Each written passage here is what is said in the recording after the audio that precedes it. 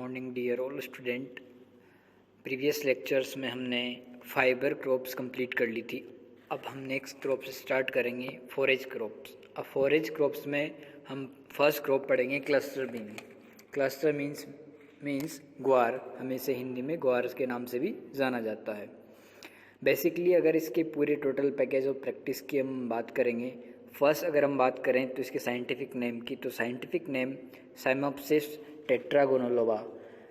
और इसके chromosome number की बात करें तो कितने होते हैं इसमें 2n=14। उसके बाद नेक्स्ट अगर हम बात करें ये कौन सी फैमिली से बिलोंग करता है, फेबेसी फैमिली से बिलोंग करता है।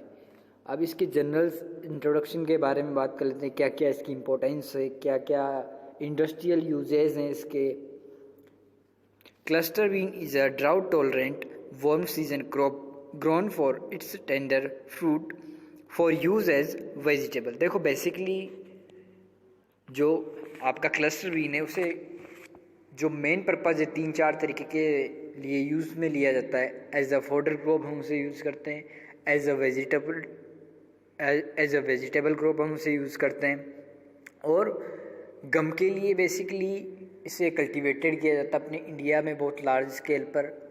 इंडिया में राजस्थान में सबसे ज़्यादा इसका प्रोडक्शन होता है, सबसे ज़्यादा लार्ज स्केल पर इसकी फार्मिंग करते हैं राजस्थान स्टेट में। उसके बाद नेक्स्ट हम बात करते हैं fruits are rich in food value and each 100 gram contains 10.8 gram carbohydrate, 3.2 protein, 1.4 mineral, 316 IU vitamin A and 47 mg vitamin C.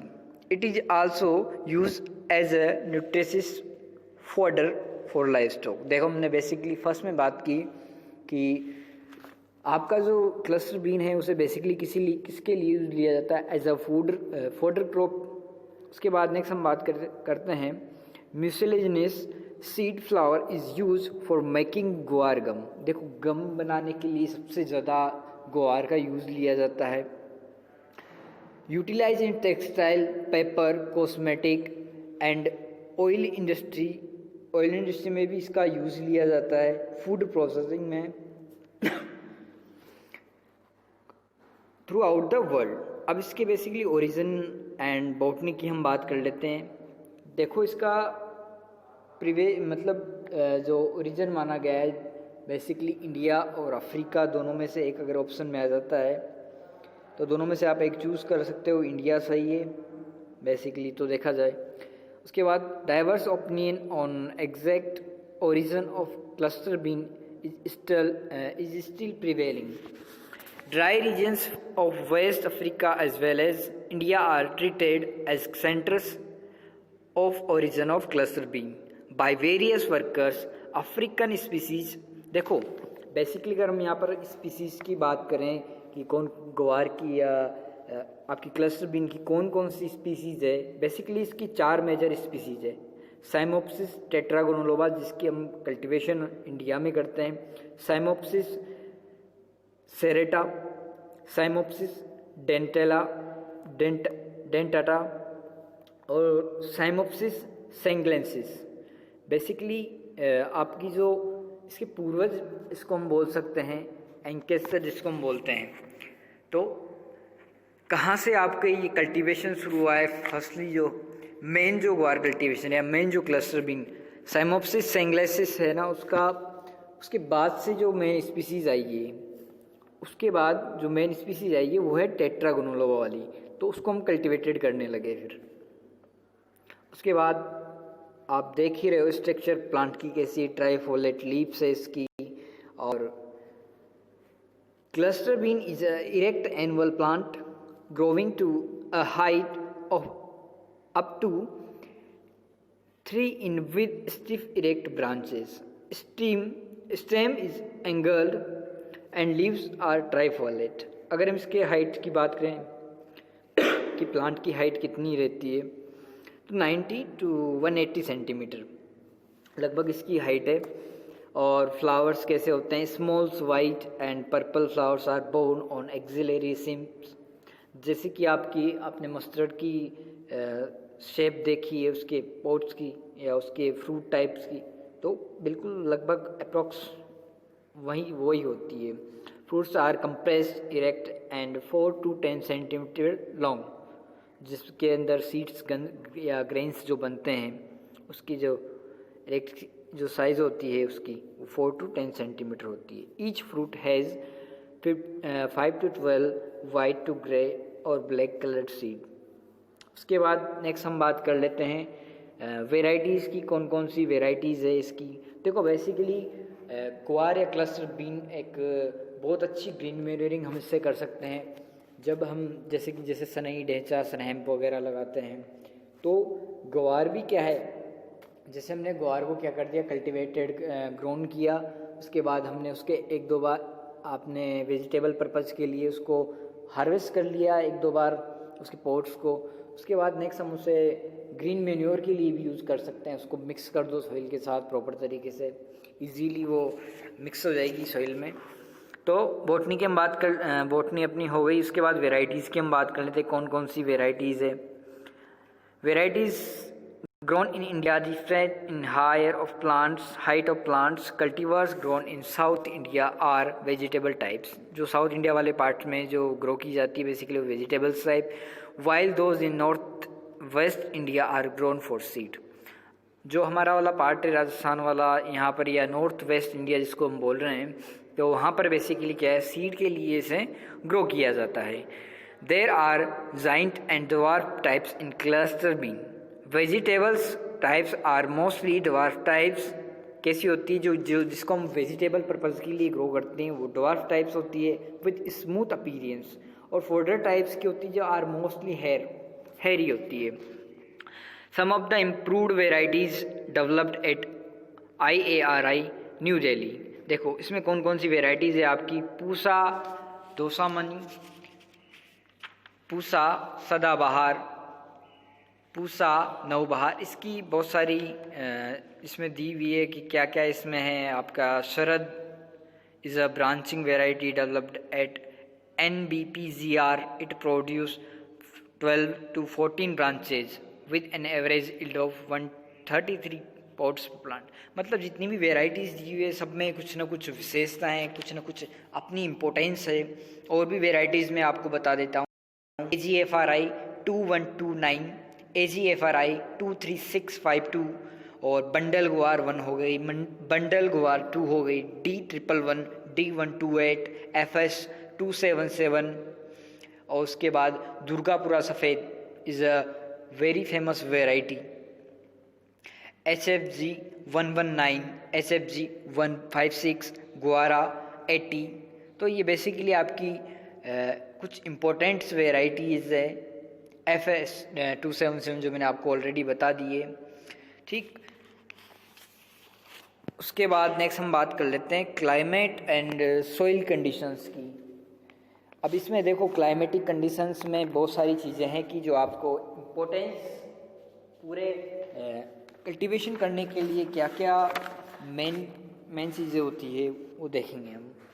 तो बेसिकली हम क्लाइमेट की बात करें, this hardy and drought tolerant crop. देखो बेसिकली ड्राउट टॉलरेंट क्रॉप तो ये है ही सही, comes up well during summer and rainy season in well drained sandy loam. It cannot tolerate shade and prefers long day condition for vegetative growth and short day condition for flowering। जब इसको vegetative growth चाहिए तो कैसे चाहिए, long day, LDP मतलब ज़्यादा sunshine चाहिए।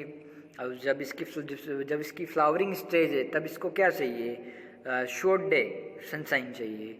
और बेसिकली अगर हम इसके टेम्परेचर वगैरह की बात कर लें तो कितना इसमें टेम्परेचर चाहिए इसको, तो बेसिकली 25 to 30 डिग्री सेंटीग्रेड इसके लिए टेम्परेचर होना चाहिए। एनुअल रेनफॉल की हम बात करें तो 30 से 40 सेंटीमीटर, 30 to 40 सेंटीमीटर इसके लिए लगभग क्या चाहिए, एनुअल रेनफॉल चाहिए। अब बेसिकली क्या होता है, बहुत सी बार आपकी रेनफॉल भी कम हो जाती है, लेस हो जाती है, तो एक एसिड आता है सल्फोसैलिसिलिक एसिड, तो इसे भी हम यूज़ ले सकते हैं। बेसिकली जब क्या हो जाता है बिल्कुल वाटर मॉइस्चर या सॉइल मॉइस्चर क्या हो जाता है डिक्रीज़ हो जाता है और रेनफॉल भी नहीं होता है तो हम इसे यूज़ में स्प्रे करके यूज़ में ले सकते हैं। तो ये आपका क्लाइमेटिक कंडीशंस के बारे में हो गया, कैसे कैसे क्लाइमेट चाहिए। उसके बाद नेक्स्ट हम बात करते हैं land preparation and sowing. Main rainy season crop is sown during June to July and extend up to September October. Basically तो जुलाई में इसको सोइंग कर दिया जाता है, इस वाले टाइम पर जो अक्टूबर मंथ चल रहा है तो इस टाइम पर इसको हार्वेस्ट कर लिया जाता है। Summer crop is raised by sowing during Feb to March. तो समर क्रॉप अगर आप लगा रहे हो तो उसके लिए आपको कब सोइंग करना है, फेब टू मार्च में करना। नॉर्थ इंडिया वाले पार्ट में इसी टाइम पर करते हैं क्योंकि वहाँ पर इरिगेशन फैसिलिटीज़ अवेलेबल है। इस वजह से बहुत सारी जगह पर जहाँ पर मतलब इरिगेशन या फैसिलिटी अवेलेबल रहती है वहाँ तो फेब टू मार्च में इसको कर देते हैं सोइंग। उसके बाद नेक्स्ट हम अपने एरियाज़ की बात करें, जैसे राजस्थान एरिया की बात करें तो ऑनसेट ऑफ मानसून जैसे जुलाई में हम बेसिकली सबसे बेस्ट मंथ इसका माना गया है कि जुलाई में इसको सोइंग कर दो आप। Field is prepared to a fine tilth by ploughing and harrowing.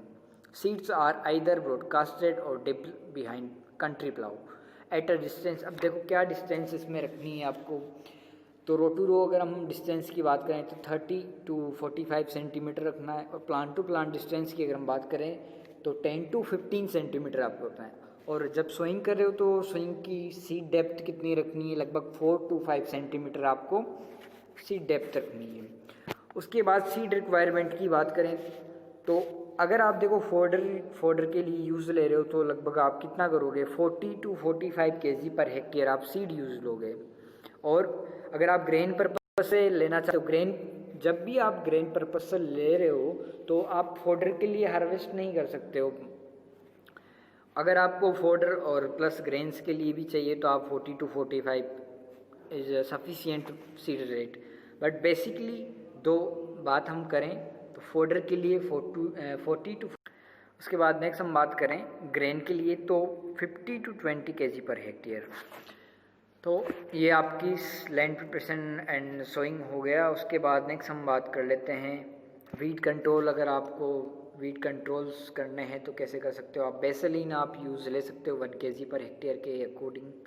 उसके बाद मैन्योर्स एंड फर्टिलाइजर्स आपको कितने कितने देने हैं। Tough hardy legume cluster being respond to fertiliser application in addition to 25 ton of FYM per hectare. लगभग आपको 25 ton FYM per hectare use में लेना है। A fertiliser dose of 50-60-60 NPK per hectare is recommended. Half of nitrogen and full of P and K are applied as a basal dose and remaining nitrogen 25 to 30 days after sowing। तो आप ये fertiliser doses हो गई।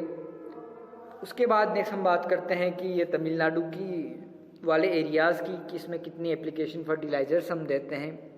तो FYM 25 ton, वो एजोस्पेरिलम 2 kg और फॉस्फोबैक्टीरिया 2 kg, nitrogen 25, phosphorus 50 और potash 25। और बेसल डोज में अगर हम देखें तो 25 kg nitrogen per hectare 30 days after sowing. अब इंटरकल्चर ऑपरेशंस आपको क्या क्या करने हैं, कैसे करने हैं। The field is kept free of weeds during initial stage. जब इसकी इनिशियल स्टेज होती है तब उस टाइम पर आपको बेसिक इसको फ्री फ्रॉम वीड। देखो कोई सी भी क्रॉप हो आपको वीड फ्री तो रखना है, क्योंकि आप सब जानते हो लगभग 30 to 40% जो प्रोडक्शन है वो डिक्रीज बेसिकली आज किस वजह से हो रहा है। या तो हम क्रॉप रोटेशन यूज़ नहीं ले रहे हैं, या फिर हम क्या कर रहे हैं, या तो हम क्रॉप रोटेशन यूज़ में नहीं लेते हैं। तो इस वजह से भी क्या हो जाता है आपका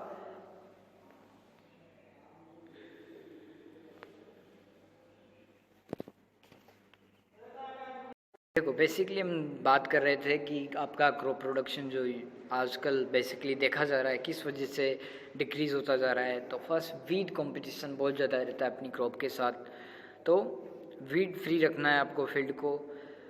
tough hardy crop irrigation increases yield.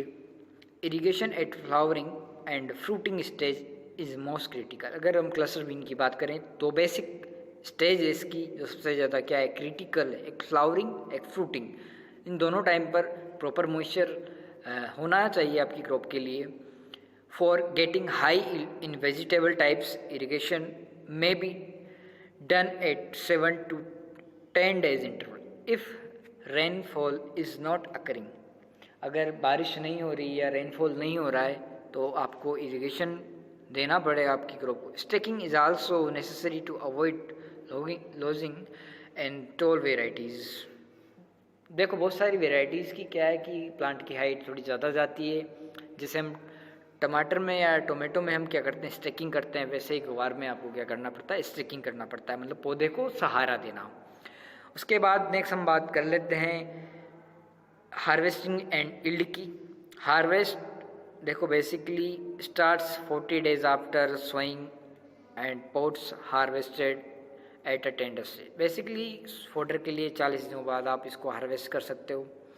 तो उसके बाद हम इसको कटाई करने के बाद सन ड्राई के लिए फील्ड में छोड़ देते हैं, या पोट्स को हम डायरेक्टली ले सकते हैं या फिर बाद में थ्रेस कर सकते हैं सन ड्राई करने के बाद। इल्ड्स की अगर हम बात कर लें कि इसकी कितनी इल्ड है, तो ग्रेन की अगर हम बात करें तो 12 से 16 क्विंटल पर हेक्टेयर ग्रेन है। और अगर हम ग्रीन फोडर की बात करें तो लगभग 250 से 300 क्विंटल फोडर की है। इसमें बेसिकली थोड़ी सी अलग दी हुई है, तो उसमें ज़्यादा कुछ नहीं सोचना है अपने को। तो ये आपकी यहाँ पर फर्स्ट फॉरेज क्रॉप कंप्लीट होती है।